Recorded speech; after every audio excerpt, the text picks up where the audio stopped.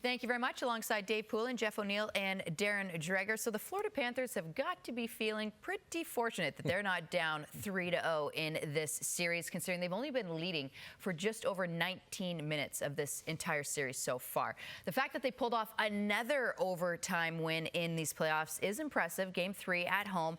So, Jeff, does it feel like they're back to who they are and they're ready to make this a series? Yeah, Tess, it's crazy to think that a team that has come this far that might need to change their recipe or add to it a little bit, because their recipe is fairly similar every night.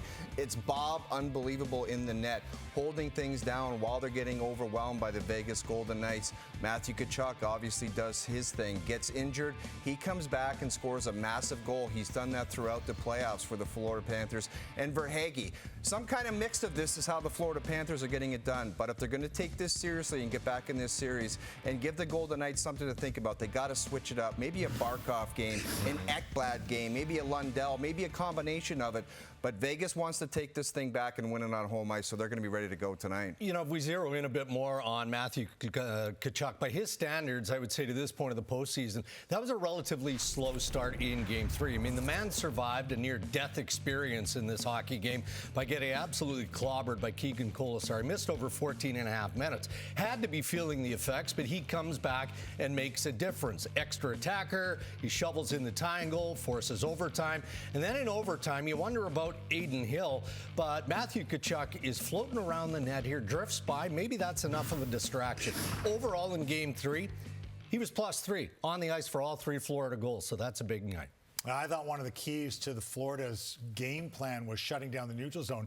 And Vegas is so good off the rush, but it's twofold what it does. It eliminates the Vegas opportunities on the rush, but it also doesn't let them get into a good place to dump the puck and then forecheck. So it really stops a lot of their offensive abilities. Watch the layers here.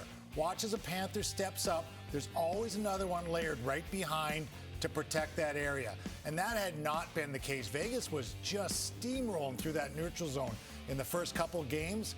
And once again, they're creating chances off it. But when they're really dangerous, it just gives them time to put the puck in good places. That did not happen in Game 3. Well, heading into this series, the Florida Panthers, it seemed as though their power play was a huge difference maker for them. It was firing at a 28% clip compared to Vegas's 18.5%. Well, Vegas, they put up 6 power play goals in the series. Florida, 0. Yeah. So how do you explain what's happened with the special teams here, Dregs? Well, I mean, discipline is clearly an issue for the Florida Panthers, and that bottom line is a jarring set of numbers. 0 for 12 for the Florida Panthers, 6 for 17 for the Vegas Golden Knights. Vegas is so deep.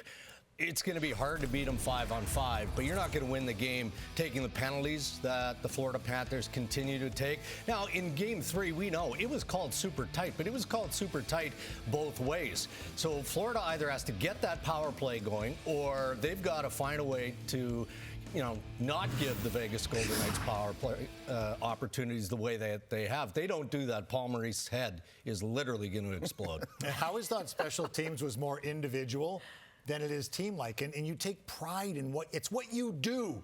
You're a penalty killer. No penalty killers on Florida feel good right now. It's what you do. You're a power play guy. No power play guys feel good on Florida right now. So, and that carries over into your 5-on-5 game. They have to get better for that reason alone. And Tess, that could be something to add to the recipe. It could be the power play night. Their power play dominates and gets 3 goals, and that's how they win the hockey game. It's just got to be something different. I don't think they can get it done relying on what they have thus far. If it happens, we'll give you 100% credit. Don't you worry. The Panthers are going to want to avoid going down 3-1 in the series, because in the history of the Cup, only one team has come back from being down in that deficit. There's a 1942 Toronto Maple Leafs that came back down 3-0 against the Detroit Red Wings.